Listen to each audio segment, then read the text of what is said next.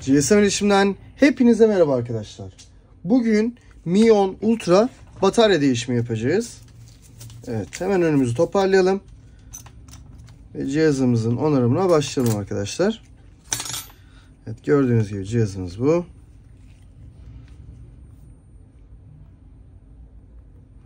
Bu şekilde göstereyim arkadaşlar.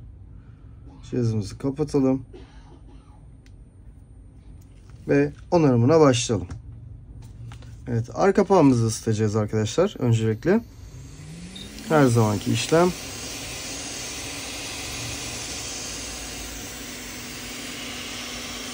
Günümüzdeki zaten bütün çoğu cihazların içi arka kapaktan açılıyor. Ekrandan açılan modeller kaldı mı? Kalmadı diyebiliriz. Evet. Yani iPhone'lar hariç tabii. Zaten son zamanlarda iPhone 15 Pro Max'e de arka kapak açılıyor. Ekran çıkıyor. Ayrı ayrı değişebiliyor artık.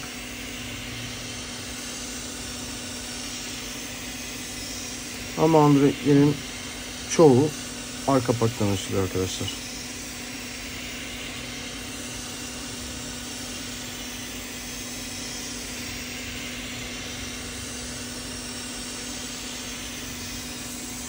Evet, hemen ısımızı kontrol edelim. 42 derece dedi. 37 gösterdi. Evet, 42. Doğru olan.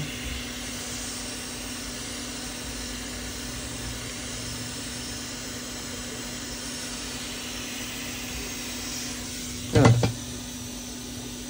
Alkolümüzü buradan hafif sıkıyorum. Jiletimi soktum araya. Gitar penamı çok hafif bir şekilde kastırarak etrafını döneceğim arkadaşlar. Tırnağımı da takayım buraya. Ve alkolümüzü de döküyoruz.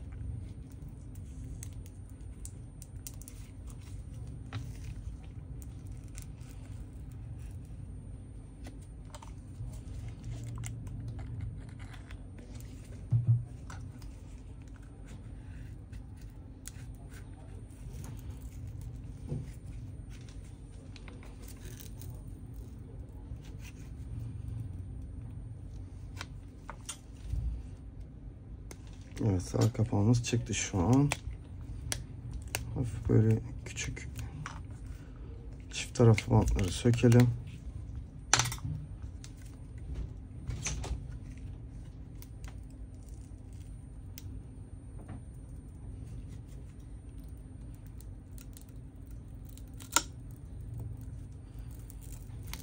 Evet. Gördüğünüz gibi arka kapağımızı söktük arkadaşlar.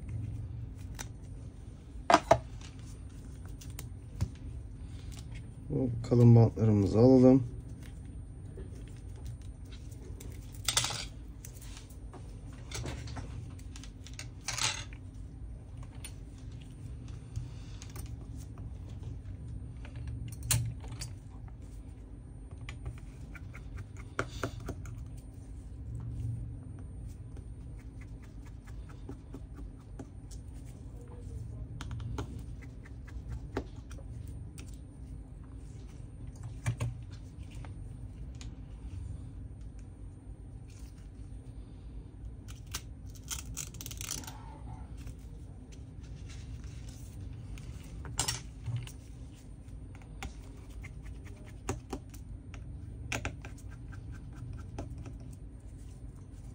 Evet, gördüğünüz gibi bir tane yeşil vidamız vardı. Diğerlerinin hepsi siyah. Farklı koymuşlar oraya.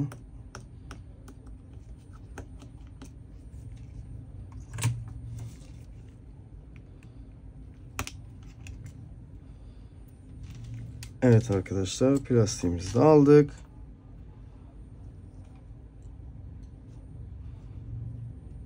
Evet, gördüğünüz gibi batarya konnektörümüzü çıkartalım. Diğerini çıkartacağız. Diğeri kameranın altında kalıyor. Onları da hemen alalım.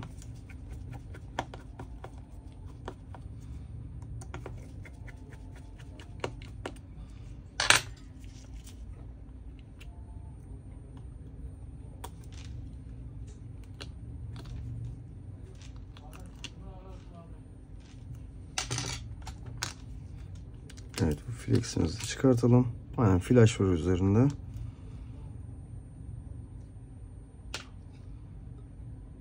Evet.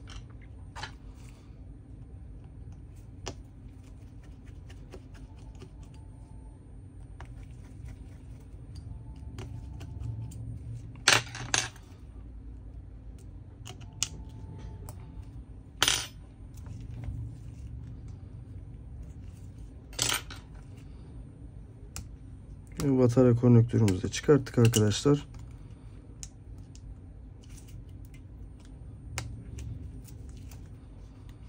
Şimdi bataryamızı boşa alabiliriz.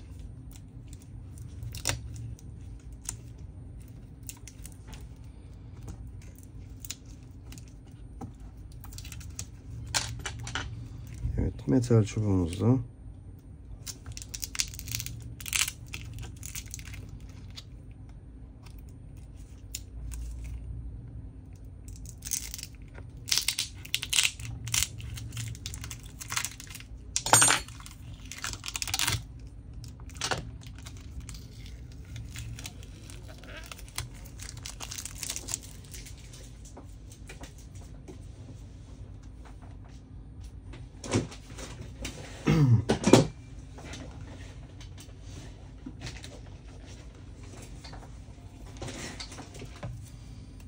evet, çift taraflı bantımızı aldık.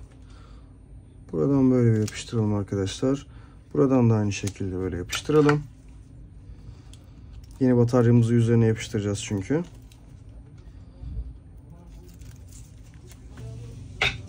Evet. Cihazımızı köşeye ayıralım. Ve yeni bataryamızı açalım.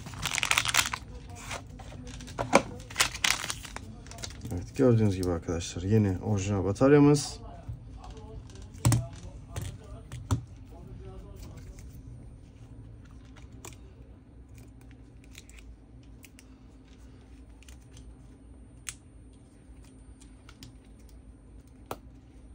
Evet, alttaki batarya konnektörümüzü oturtturduk.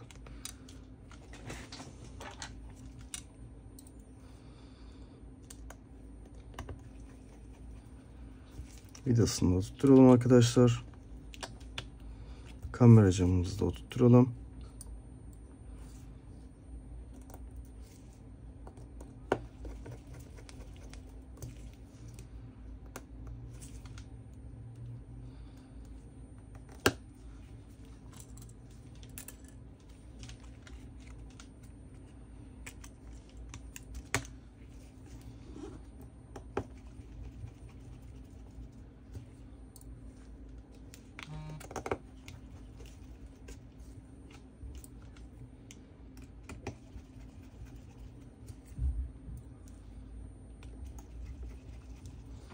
Evet, bataryamızı da tutturduk zaten. Şimdi vidalarını takalım arkadaşlar.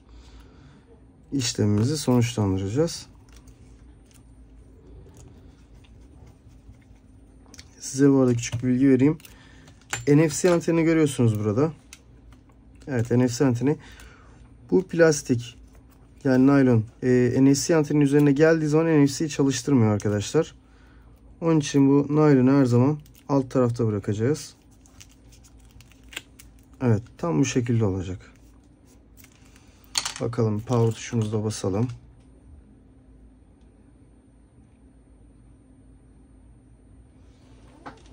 Şarjı takayım cihazımıza.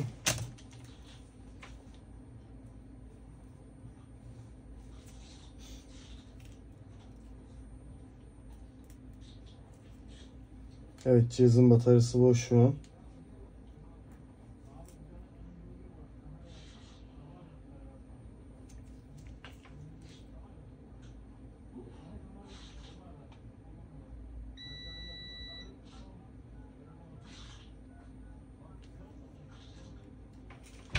Evet, bataryamız boş. Şimdi arka kapağını yapıştıralım cihazımızın.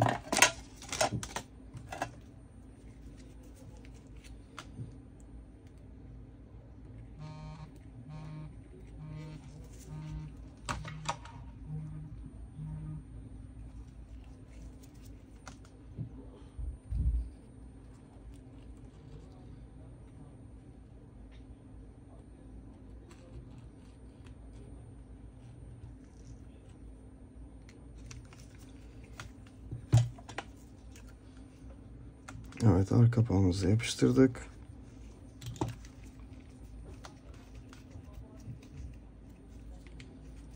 Ve mengeneliyoruz.